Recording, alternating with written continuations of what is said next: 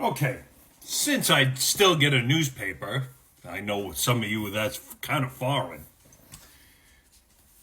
but I'm going to go through it like they do on the news, like an in the papers thing, let's call it, like they do on New York One. So today, Daily News, massive Riker stash, big story, front page. Jail search uncovers cocaine, weed, fentanyl, and weapons.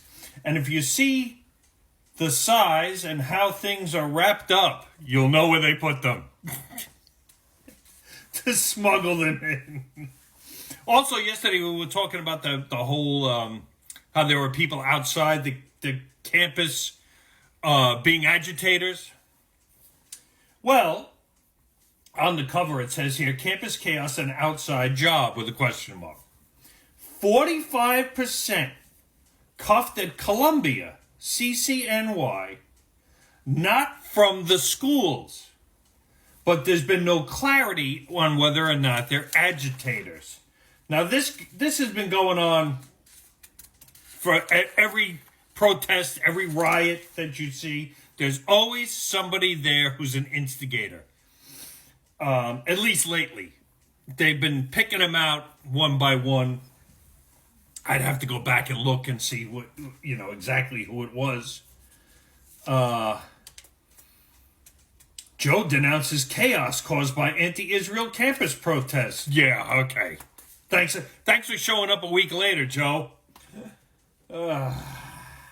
Faculty group angered by administration moved to call NYPD to restore order, urges vote from to slam. They want to get rid of the president of Columbia because she said, get the cops in here and get these goddamn kids out of here. I don't blame her. I'd do that too. It should have been done a lot sooner. Yeah, outsiders, nearly half of protest bus.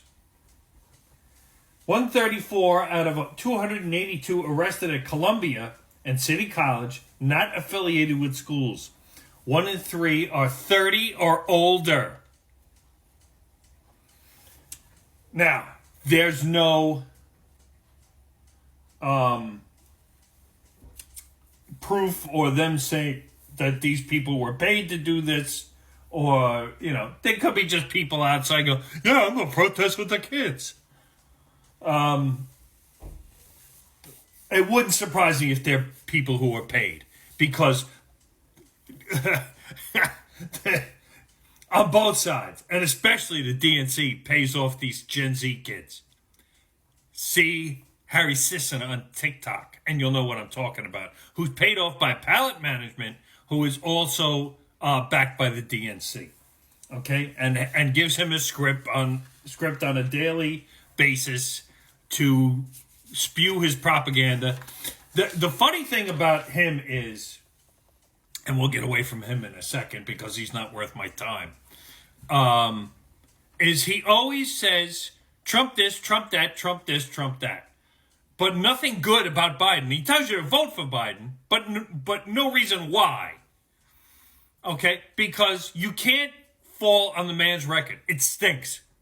I don't care what side of the aisle you're on. It stinks. This administration sucks. It sucks on the economy. It sucks on how it handles the wars. It sucks foreign policy wise. It just sucks. I mean, when he came out and said that the oil reserves weren't going to be replenished at this time, the fucking gas prices flew up. Now, on top of the fact that they're changing from winter to summer blend, and it costs a little more to refine it to change the blend of gasoline. But even still, as soon as that news came out, shot right up. So now we're more dependent on foreign oil than ever. I know that there have been permits put out for more drilling because it's an election year. Of course he's going to tell you, oh, we started drilling. Yeah, it took you 3 fucking years. We have to get back to energy independence. Jury hears done. Discuss payoff plan. I mean, if he's not using funds, campaign funds, I don't know what's, Oh, we're gonna squash stories. Trump is using the Inquirer to squash stories. Like the Democrats did with Facebook and Twitter, because Elon Musk exposed that, and it all went to shit. It all went to hell in a handbasket when he bought Twitter and looked at what was going on and found out that the fucking Democrats were manipulating what was going out on Twitter. Yeah. So don't sit here and tell me about Trump squashing stories. Trailer blaze hits junk-filled lot in Brooklyn. Whoops. Girls fight turns fatal. 17-year-old victim encircled by other youth. 16-year-old girl held. Sounds like a stabbing. Kids stabbing each other. That's wonderful. You pick up the paper and you just look at it and you go, what the hell? Ay. And of course there's a political cartoon, Liberated Zone, with a door chained up and someone passing by going, college humor.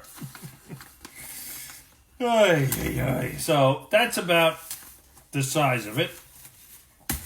You can decipher and look up what you want, but that's what's in my newspaper today. They show that the Mets won in extra innings. The Yanks got their head kicked in. The Yankees ain't shit this year. You got Judge batting under 200. Their pitching staff is iffy at best. I mean, as good as Rodon looked in the last few starts, he got shelled yesterday. I'm sorry, he's not that good. He's not worth the money that they're paying him. Maybe things will change or an attitude will change when Cole comes back. If he comes back, that's the other thing. But you can't keep this pitching staff the way it is. Stroman is going to gas out at some point, like he did last year. Nestor Cortez is up and down as well. He'll throw a fucking 4-hit shutout or a 4-hit 1-run game, and the next one he gives up 4 runs in 2 innings. So, he's another one. Clark Schmidt can't get past the 6th inning for some ungodly reason. The one that looks good so far is this Gill guy that they have, the young kid. He's very good so far. Which is good. At least we got him. But this team needs to hit. The whole problem with this team has been hitting. Why they switched Judge from the 2-hole to the 3-hole is beyond me, just because of Soto. I'd throw Soto in third. It doesn't really make a difference whether he's second or third. I would switch them back because that's where Judge was the majority of last year. Was he batted second? I think that would give protection to Soto. Stanton is Stanton. He can't run. I don't understand how he went from somebody who was a base stealer, who could play the outfield, who had a fantastic arm out there, and now he can't run 90 feet. How did that happen? There has to be some kind of reason, because if he goes full bore at anything, he will blow his legs out. And what happened to cause that? That's my question. What happened to cause Stanton to be this fragile? Rangers start on Sunday. Knicks won last night. They beat the Sixers, so they're moving on. I believe they play the Bucks. No, they play the Pacers next, I think. Either one of those. I forget who won last night. I forgot to look it up. But we'll see. The playoffs are going well so far. And here comes Carolina. Booyah.